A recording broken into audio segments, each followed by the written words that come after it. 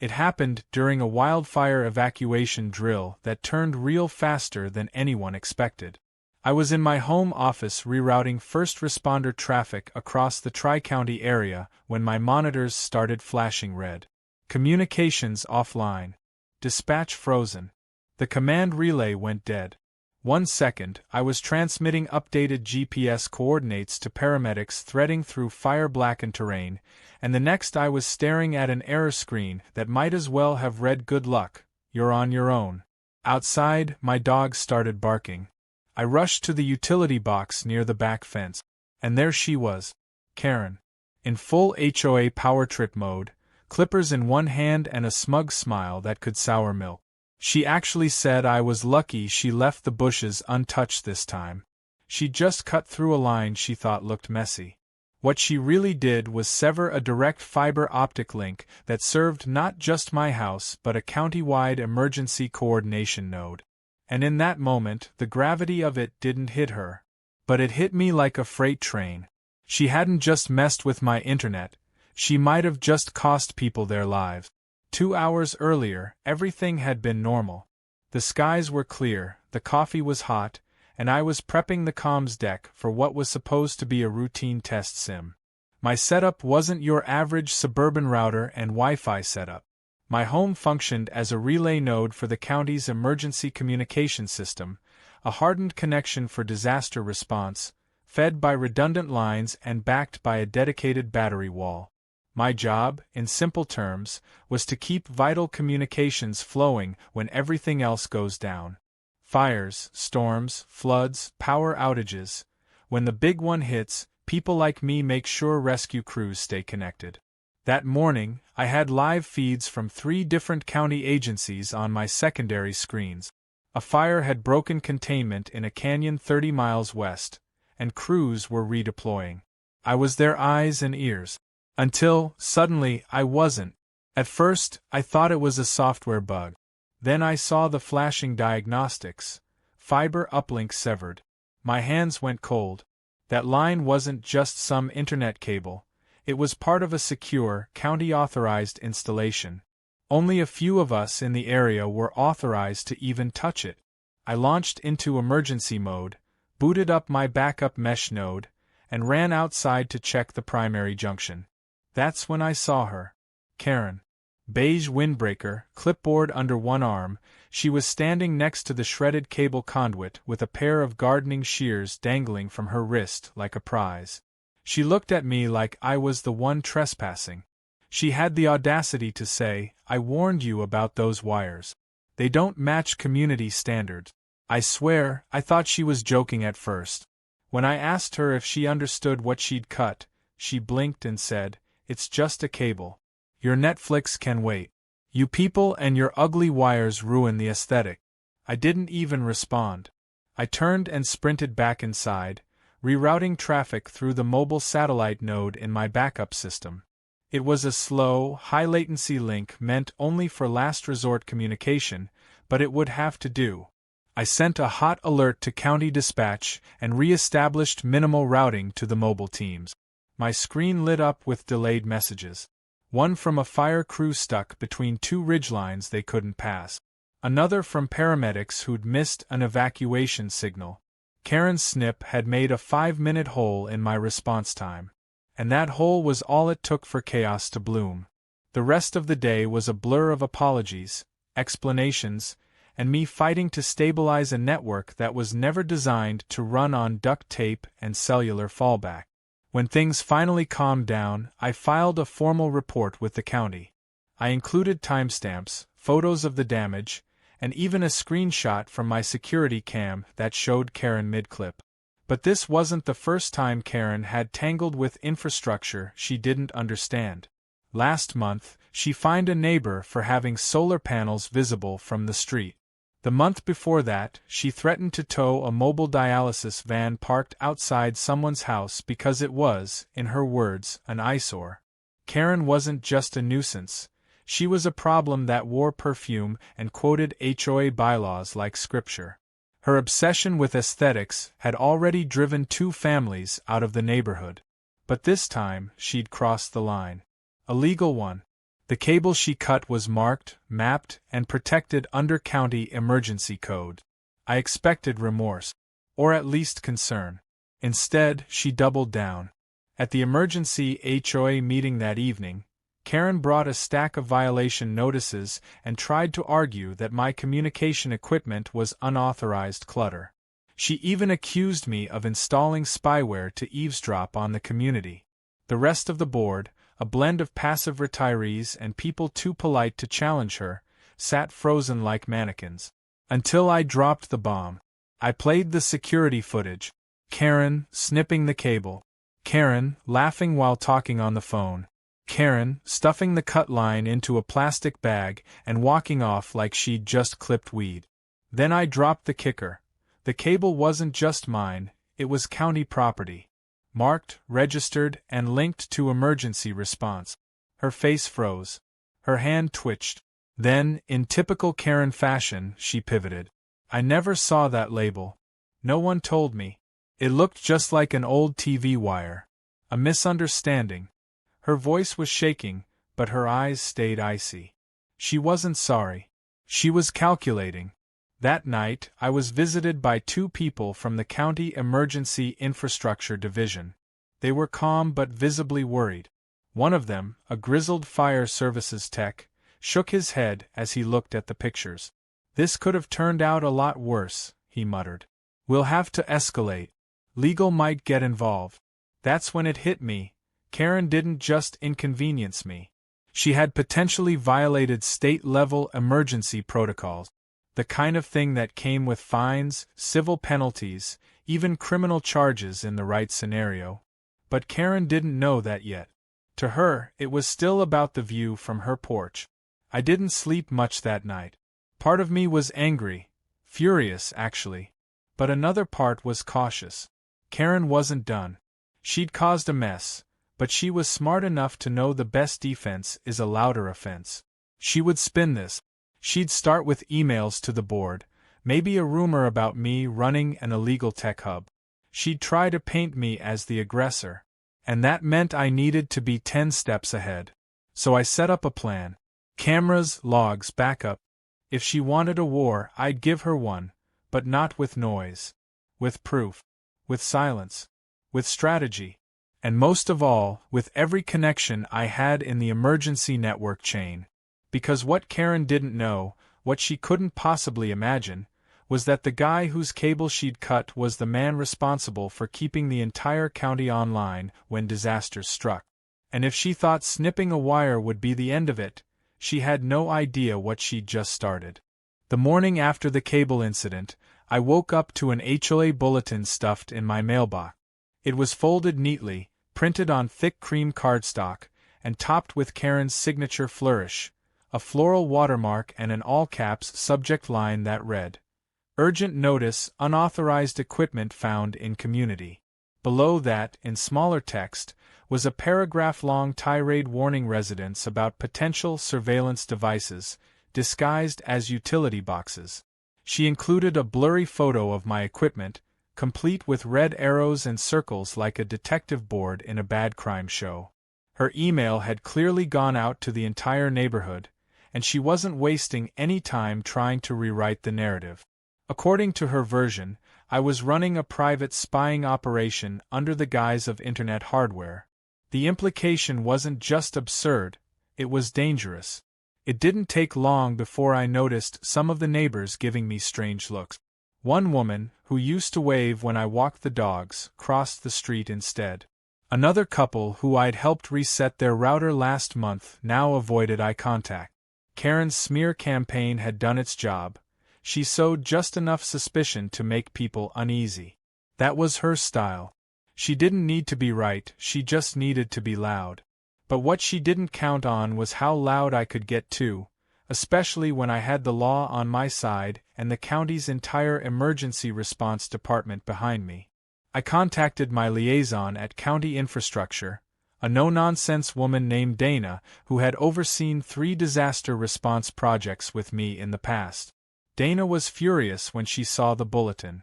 She said she'd already spoken to legal and confirmed that Karen's actions could fall under multiple state codes involving tampering with emergency services.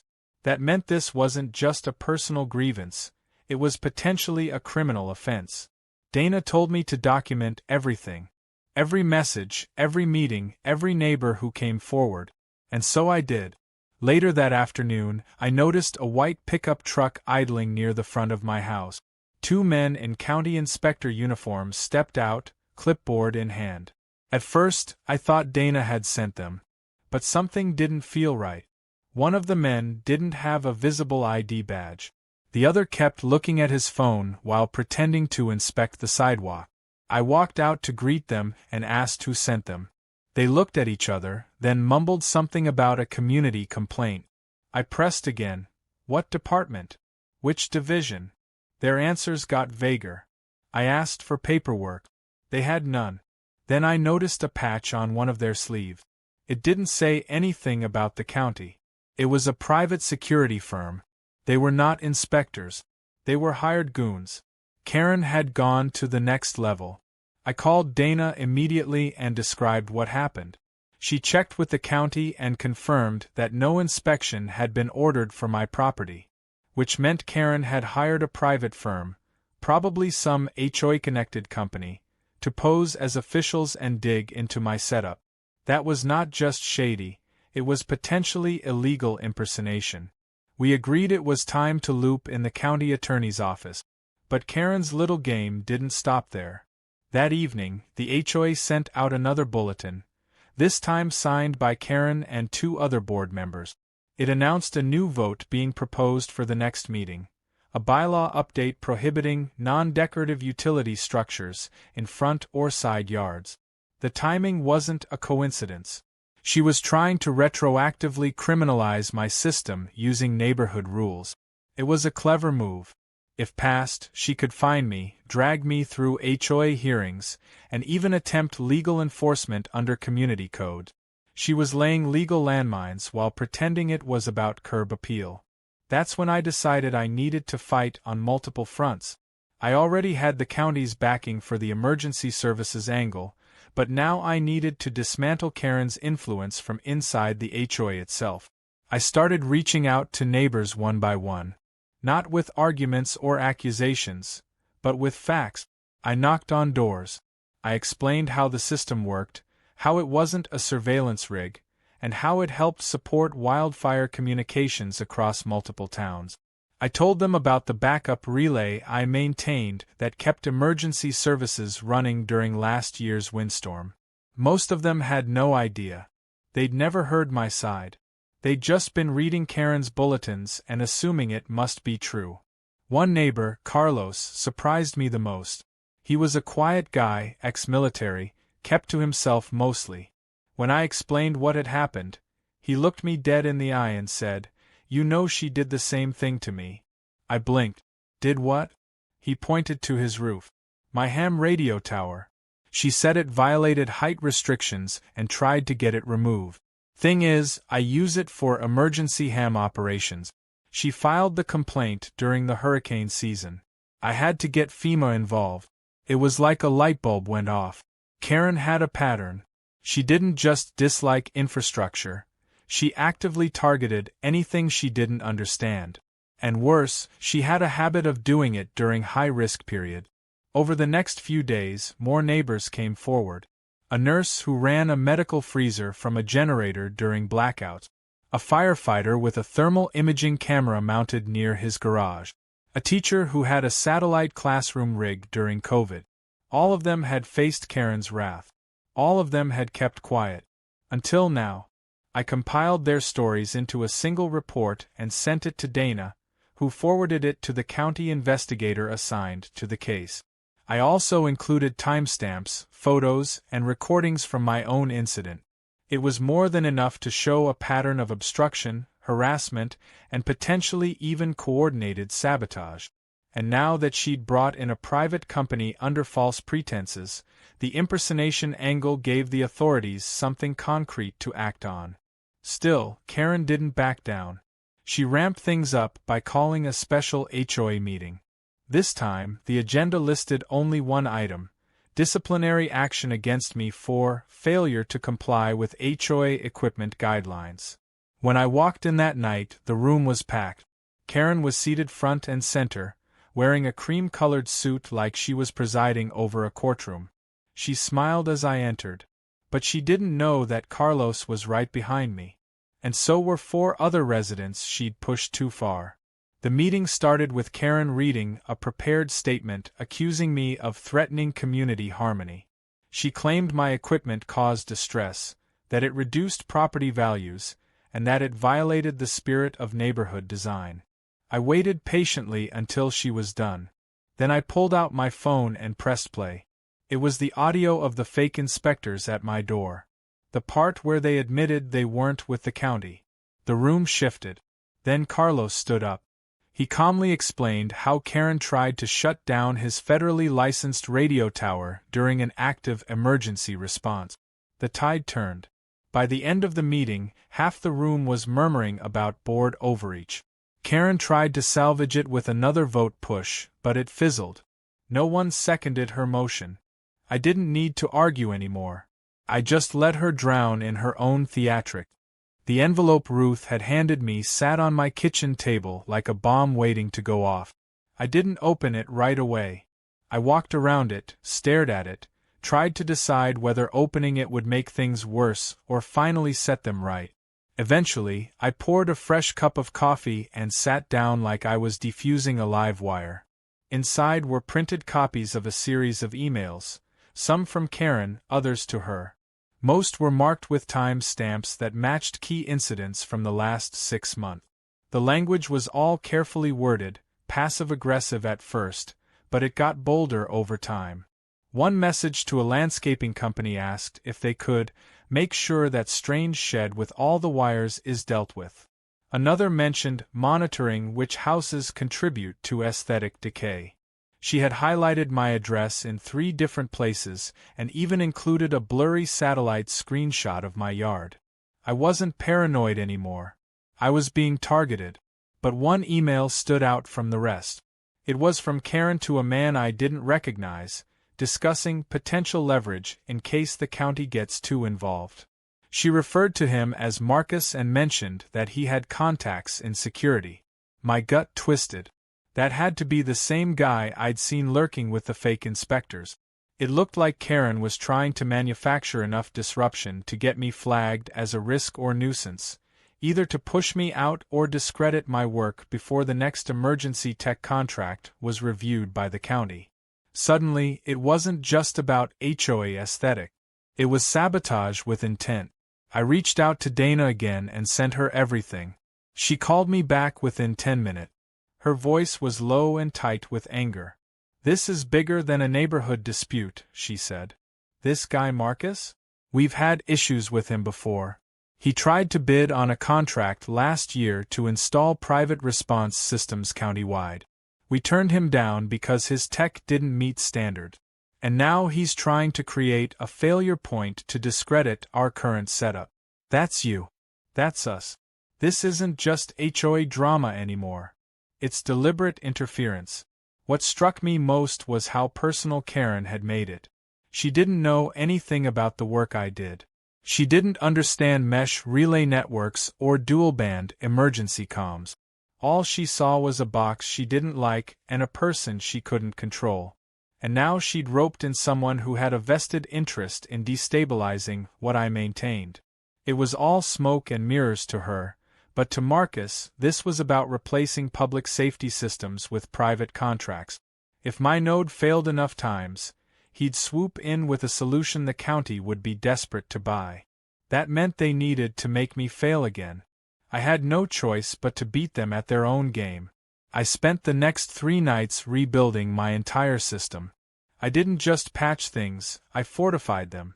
I built a new server cabinet in my basement with a false panel, rewired my satellite uplink into the gutter line where no one would think to look, and deployed 3 passive surveillance sensors around my property disguised as bird feeders.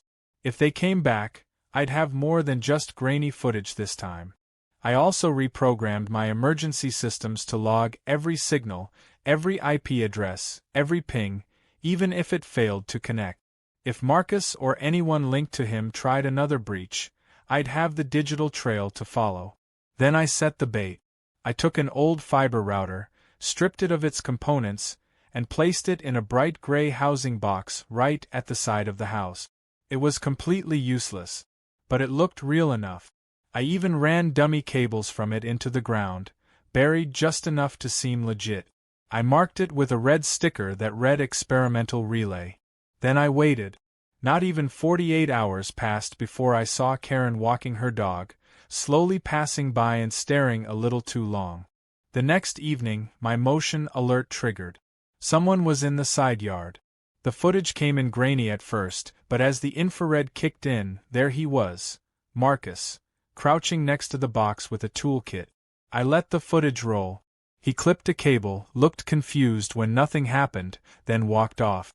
30 minutes later, my real system picked up a remote login attempt from an unregistered MAC address.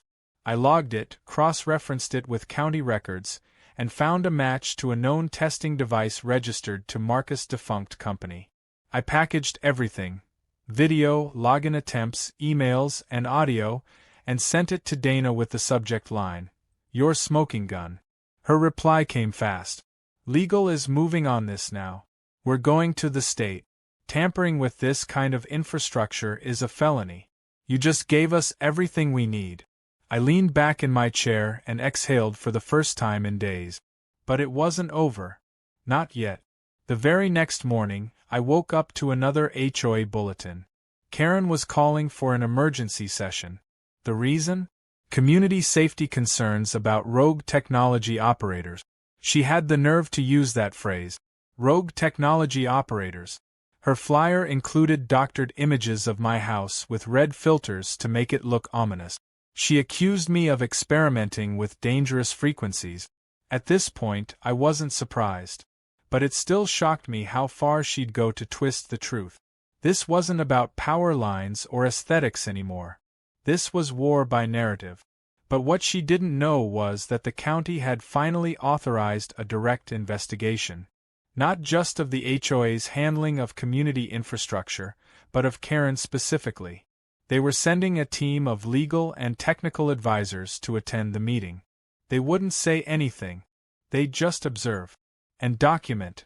I planned to do the same. The night of the meeting, the clubhouse was full. People looked tired, confused. Some were just annoyed this was cutting into their dinner. Karen stood in front of a slideshow and started her presentation with dramatic music playing softly from a Bluetooth speaker. She showed photos of wires, graphs she didn't understand, and videos spliced together to make me look like a conspiracy nut. She even quoted a fictional ordinance she made up on the spot. I stayed silent through all of it. Then, when she asked for discussion, I calmly walked to the projector, plugged in my phone, and played the footage of Marcus tampering with the decoy node. Then I showed the footage from the fake inspectors. Then I displayed the email with Karen's own words asking for help in removing me as a problem. The room fell silent. Someone in the back asked, "Is that legal?" Another muttered, "Didn't she fine my kid for having an antenna last year?" Then the county reps stood up, introduced themselves, and quietly informed Karen that she was now under investigation for multiple violations, including obstruction, defamation, and conspiracy to tamper with county asset. She stammered, tried to spin it, said she was only trying to protect the neighborhood. No one responded. It was done. As the meeting ended, people came up to me quietly. "Thank you. I'm sorry. We didn't know." Even the quietest neighbor in the block, Old Man Grady, who never spoke above a whisper, walked up and patted my shoulder. About time someone stood up to her. I nodded, not smug, not angry, just relieved. The system held. The truth got out. And the wires? They were still humming, stronger than ever. But what none of them saw, as they filed out into the night, was that Karen hadn't gone home. She was parked across the street, lights off, staring at my house like a general who'd just lost a battle but was already planning the next war. The next morning, the air in the neighborhood felt different. The clubhouse meeting had left a mark. People who once ignored each other were now exchanging cautious glances, whispering updates at mailboxes, and sharing clips of Karen's meltdown on group chats that never mentioned her name before. The county officials had made it clear they were building a case, but their silence after the meeting said everything. Karen wasn't just being watched now, she was under investigation. But if there's one thing I'd learned by this point, it's that people like her don't go quietly. They escalate.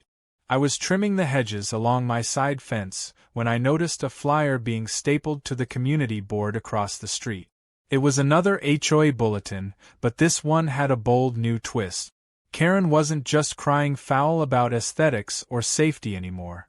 She was now claiming I had violated the neighborhood's environmental standards. According to her, the underground wiring near my property had disrupted soil quality and caused what she called electromagnetic plant decay. She even cited a fabricated report from an environmental group that, after a little digging, I discovered didn't even exist. She was making it up wholesale, and it was so brazen I almost laughed. But I knew what she was really doing. She was throwing mud, hoping some of it would stick. If the county charges couldn't stop me, maybe she could bog me down in endless HOA infractions until I gave up and moved out. Unfortunately for her, the county wasn't playing games anymore. Dana sent me a message saying the legal department had formally escalated the issue to the state's Emergency Operations Division. That meant Karen's actions would now be reviewed not just for civil penalties, but under laws protecting critical infrastructure. What she did could land her with felony charges if proven deliberate, and the fact that she kept escalating despite warnings only added to the case against her. But the process would take time, and Karen wasn't wasting any of hers. That same evening, I heard a knock on my door. It was Ruth again, the quiet board member who'd handed me the incriminating emails. She looked pale, shaken. I let her in and offered her tea, but she waved it off. She said she had something urgent to show me. Apparently, Karen had gone into overdrive after the meeting. She'd started organizing private HOA security patrols, all composed of her most loyal followers. They weren't official, they weren't trained, and they had started making late-night rounds with flashlights and clipboards. According to Ruth, they were instructed to monitor suspicious properties, and mine was at the top of the list. I didn't want to believe it until I saw the photos. Ruth had taken them with her phone from her upstairs window. 3 men, none of whom I recognized, wearing matching beige jackets with makeshift HOA patches, had been standing near my driveway at 2 in the morning, pointing at the relay box near the sidewalk. One of them had a crowbar in his hand. That was it. I wasn't just being watched now, I was being scoped out for sabotage. I called Dana immediately.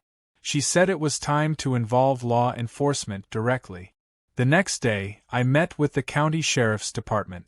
I turned over the security footage, the emails, the photos, and every HOA bulletin Karen had distributed in the past 2 weeks. The officer I spoke with didn't even try to hide his disbelief. He flipped through the stack of evidence and shook his head. "You'd think she was running a cartel," he muttered. "We'll handle it." But I could tell even he was surprised at how far this had gone. He said they'd be sending a plainclothes unit to monitor activity around my house at night. He also mentioned that tampering with critical infrastructure during an active investigation carried some serious weight, especially if she was organizing groups to interfere. That evening, I did something I'd never done before. I walked out to the edge of the neighborhood and stood beneath the entrance sign. With a can of red spray paint, I added one word across the wood panel beneath the logo: monitored. I wanted them to know I wasn't hiding.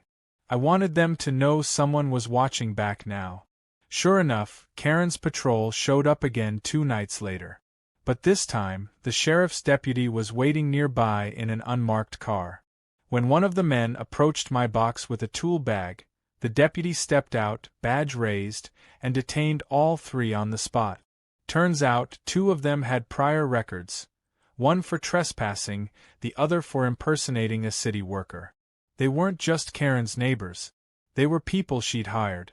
The fallout was immediate. Word spread through the community like wildfire. Residents who had remained neutral suddenly found themselves horrified. HOA meetings went from sparsely attended to packed with angry homeowners demanding answers. Karen, for her part, stopped showing up altogether. She claimed she was taking a leave of absence due to stress, but everyone knew the real reason. The sheriff's office had executed a search warrant on her home office that morning. Dana confirmed that they were now investigating financial records from the HOA treasury as well. Apparently, some of the patrol expenses had been reimbursed as beautification costs. I should have felt triumphant, but mostly I felt tired. This woman had tried to destroy my reputation, sabotage county emergency systems, and weaponize an entire neighborhood just to win a personal crusade. And yet, for weeks she had almost succeeded. But there was one final blow she never saw coming. A news van showed up outside my house just before sunset. A local investigative reporter had picked up the story from a public incident report and traced it back to me. She wanted an interview. I hesitated at first, but then I realized that sunlight was the best disinfectant for the kind of rot Karen had been spreading. I agreed. We filmed the segment right there on my front lawn. I walked her through the equipment, the relay system, the role I played in county emergency management. She asked about the sabotage, the fake patrols, the HOA drama. I kept it professional, but the footage spoke for itself. When the story aired, it included the security video of Marcus tampering with the box and the stills of Karen's emails. It went viral overnight. The title was simple: Neighborhood Watch or Neighborhood War. Within 24 hours, county officials issued a formal statement confirming that Karen was under investigation for tampering with protected infrastructure and misusing HOA funds. The state's attorney general announced that their office would be reviewing the case for potential charges. But the biggest twist came in the final seconds of the news segment. A former HOA board member from another city saw the broadcast and contacted the news station. He claimed Karen had been removed from a previous board for similar behavior, false reports, harassment, and financial misconduct. She had simply moved here and reinvented herself. As the dust began to settle, my neighborhood started changing. People who had once been silent found their voices. A petition was circulated to overhaul the entire HOA structure. New candidates stepped up, people who actually cared about the safety and well-being of the community. I even saw Ruth smiling again. But Karen didn't vanish entirely. Her house sat dark and empty for a while. Then one day, a moving truck arrived. I watched from my porch as the crew loaded box after box. She never came outside. Not once. She left like a ghost, quiet, bitter, and defeated. The neighborhood was finally at peace. But I wasn't just rebuilding a system anymore. I was rebuilding trust. And this time, the wires were stronger, the eyes were open, and the gate never slept. It started as a morning like any other. I was sipping coffee on my front porch, watching the sun rise over a neighborhood that finally felt calm again. There were no weird patrols, no phony inspectors, no bulletins accusing me of electromagnetic plant murder. Just the steady sound of birdsong and the distant whir of sprinklers. For the first time in months, the air didn't feel charged with paranoia. It felt like a place where normal life might actually be possible again. But even in moments like that, I knew better than to get too comfortable. Because people like Karen never truly go away. They just go quiet. And quiet could mean she was gone for good. Or that the next move would be her most desperate. Still, the weeks that followed were mostly peaceful. HOA meetings transformed overnight. The board underwent a total overhaul, and the new leadership wasted no time tearing down Karen's absurd policies. The fake ordinances were rescinded. Fines were dismissed. Even the neighborhood Facebook group, once a minefield of passive-aggressive comments and surveillance snapshots, was now a place where people shared lemonade recipes and posted about lost cat. It was almost unsettling how quickly things flipped, like the community had collectively exhaled and realized just how toxic it had all been. And in that breath of fresh air, I got something else I hadn't felt in a while: gratitude. People started dropping by. Some brought baked goods. Others came with handshakes or quiet apologies. A firefighter I'd helped during the wildfire response came by with a county coin engraved with the words, "Resilience in Crisis." A small thing, but it meant a lot. Even kids waved at me again. And for a guy who'd been labeled a rogue signal operator a month ago, that was progress. But while the neighborhood healed, the legal side of things was still rumbling forward in the background. I wasn't directly involved anymore, but Dana kept me in the loop. Karen's actions had been deemed severe enough that the case had moved to the state level. Investigators had found not just HOA mismanagement but evidence of collaboration with that shady contractor, Marcus. She had knowingly undermined emergency infrastructure, filed false HOA records, and authorized reimbursements for unlicensed patrols using HOA funds. That wasn't just misconduct, it was criminal. Eventually, the charges landed. Dana forwarded me the press release. Karen was facing a mix of misdemeanors and felonies: tampering with critical systems, misuse of community funds, and obstructing a government operation. Her court date was scheduled, and word spread like wildfire. Local news picked it up. The woman who once ran our neighborhood like a private kingdom was now the subject of a state investigation.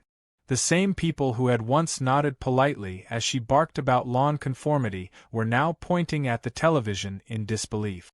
But what truly shocked them wasn't just that she'd been caught, it was how long they'd let her get away with it. Then came the part that felt like poetic justice. One morning, I got a call from a contact at the Emergency Communications Center. He said my name had been put forward for a statewide recognition award, not just for my technical support during the fire season, but for exposing an ongoing attempt to compromise public safety networks. I was stunned. I never asked for recognition. I just wanted to be left alone to do my job. But that wasn't the world we lived in anymore. Being quiet and competent had nearly gotten me erased. So maybe now, being visible wasn't such a bad thing. The awards ceremony was set for a month later, in the Capitol. I was hesitant at first. I hated suits, hated speeches even more. But Dana convinced me it was important. Not just for me, but for everyone like me who did the hard, invisible work of keeping things running. People needed to know that this kind of sabotage could happen anywhere, and that fighting back didn't always require shouting louder. Sometimes it just required being right, being persistent, and having a system that could outlast the noise. The ceremony itself was surreal. I stood on a stage surrounded by people whose names I'd only ever seen on internal reports: fire chiefs, emergency planners, communication leads from across the state. They gave me a plaque, shook my hand, and let me give a short speech. I kept it simple. I talked about community trust, about how the systems we build are only as strong as the people who protect them. I mentioned Karen only once, an unnamed force that tried to break things because she didn't understand them. But I didn't need to name her. Everyone already knew. When I got home that night, the porch light was on and a small crowd had gathered in the cul-de-sac. Neighbors waving, clapping, holding up homemade signs that said things like, "Thanks for keeping us connected," and "Our guy in the wires." Someone even made a small cake shaped like a Wi-Fi router. It was silly and sweet, and I couldn't stop smiling. That night, I finally believed we had turned the page. But of course, no story about Karen ends without one last twist. 2 weeks after the ceremony, I received a certified letter from a law firm I didn't recognize. It wasn't a lawsuit. It was a notice of withdrawal. Karen had formally resigned from the HOA, surrendered her property into a trust, and was relocating permanently out of state. But tucked inside the envelope was one more thing, a handwritten note. 4 words, barely legible: "You shouldn't have one." That was it.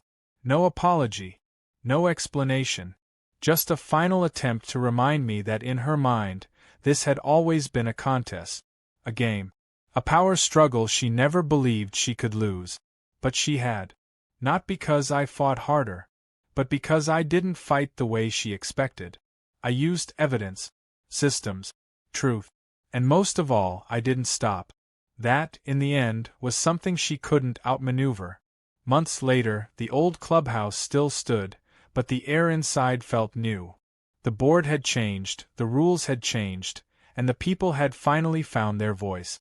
I stayed involved, not because I liked politics, but because I knew what could happen when people didn't pay attention.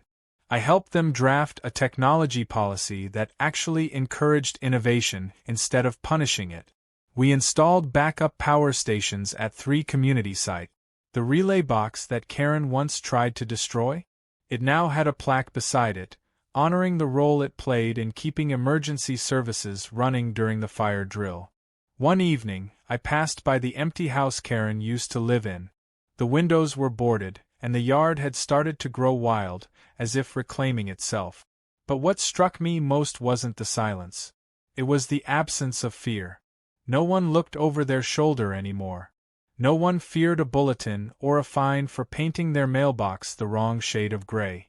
Karen had ruled by intimidation, by confusion, by creating chaos where there should have been clarity.